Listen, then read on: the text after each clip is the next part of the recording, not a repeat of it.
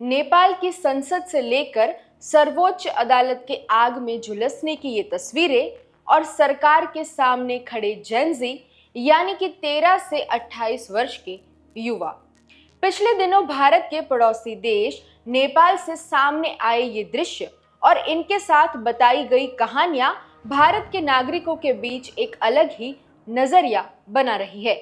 जब social media पर नेपाल के प्रदर्शनों के बीच हुई हिंसा की खबरें सामने आने लगी और भारतीय सोशल मीडिया पर जेनजी प्रदर्शन को लेकर हंसी मजाक चलाया गया, तब लोगों ने इन प्रदर्शनों के बारे में ज्यादा जानकारी जुटाने के लिए हमारी भारतीय मीडिया का रुख किया।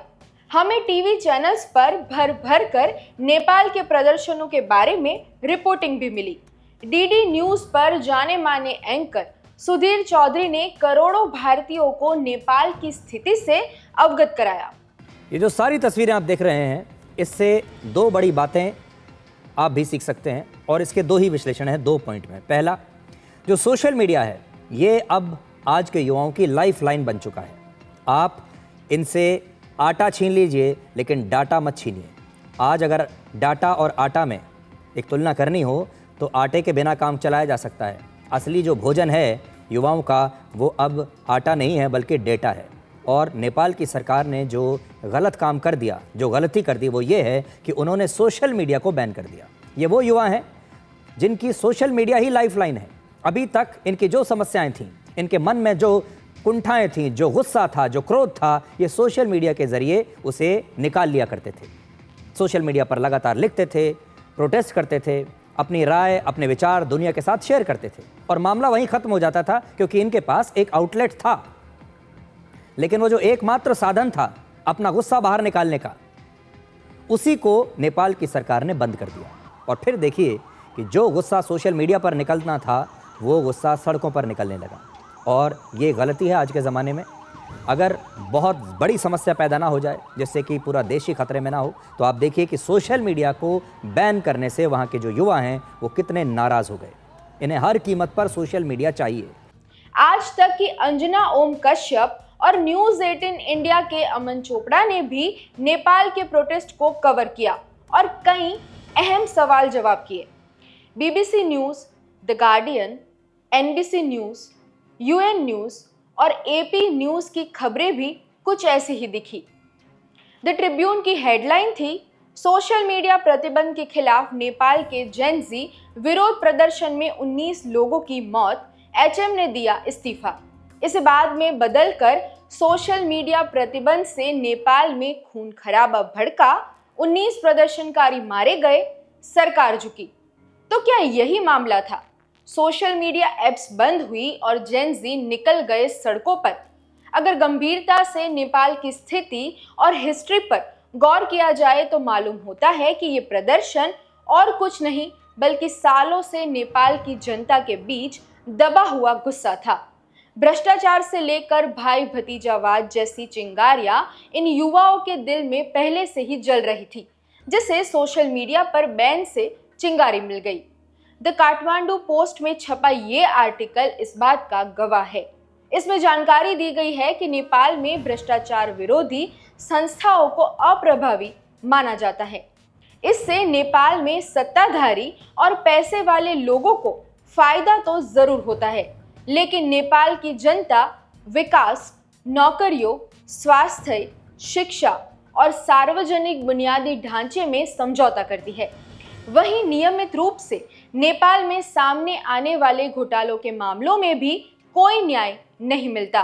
द इंडियन एक्सप्रेस की इस रिपोर्ट में बताया गया है कि कैसे नेपाल के मंत्रियों को जांच में अक्सर छूट मिलती है। सरकारी जमीनों को निजी संस्थानों को सौंप देने के मामले भी सामने आते हैं। पूर्व प्रधानमंत्री ओली को चाय के बागान को कमर्शियल प्लॉट में बदलने के मामले में सुप्रीम कोर्ट की अवमानना का सामना करना पड़ा था। इससे पहले भी नेपाल के पूर्व प्रधानमंत्रियों पर कुछ ऐसे ही आरोप लगे थे। विमानों की खरीदी में घोटाले से लेकर शांति प्रक्रिया के दौरान माओवादी गुरिल्लाओं के लिए संयुक्त राष्ट्र द्वारा आवंटित किए गए धन का निजी इस्तेमाल करना, पूर्व प्रधानमंत्री देउबा की पत्नी आरजू राणा पर नेपाली नागरिकों को कथित रूप से भूटानी नागरिक में बदलकर बतौर रेफ्यूजी अमेरिका भेजने के भी आरोप है। हर महीने नेपाल से 75,000 से 80,000 लोग दूसरे देशों में रोजगार के लिए जाते हैं। साल 2023 और 24 में लगभग 1 लाख छात्र पढ़ाई के लिए विदेश गए थे और उनकी वापस नेपाल लौटने की कोई संभावना नहीं देखी गई। नेपाल कोरोना महामारी के दौरान हुई मंदी से उभर पाया, लेकिन देश में रोजगार और नई नौकरियों में कोई बढ़ोतरी नहीं हुई। वहीं नेपाल के प्रतिष्ठित वर्ग के ऐशो आराम और उनके बच्चों की अच्छी जीवन शैली से भी नेपाल के युवा नाराज थे। पिछले काफी समय से नेपाल में #NepoBabies की एक मुहिम चलाई गई थी, जिसमें नेपाल के प्रभावशाली तबके के बच्चों के ठाट बाट उजागर किए गए थे।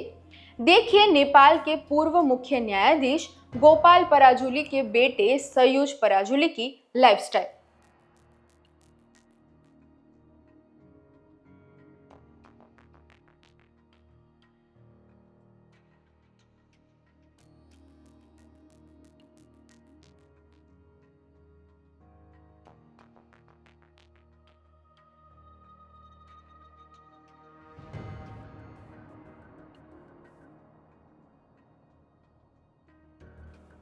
ऐसे ही नेपाल कम्युनिस्ट पार्टी के नेता विरोध खातीवाड़ा की बेटी श्रृंखला, पूर्व प्रधानमंत्री शेर बहादुर देउबा के बेटे जयवीर और दिवंगत नेपाली राजनेता दीपक बोहरा की बेटी सुप्रिया बोहरा की लग्जूरियस लाइफस्टाइल को ऐसे ही उजागर किया गया था।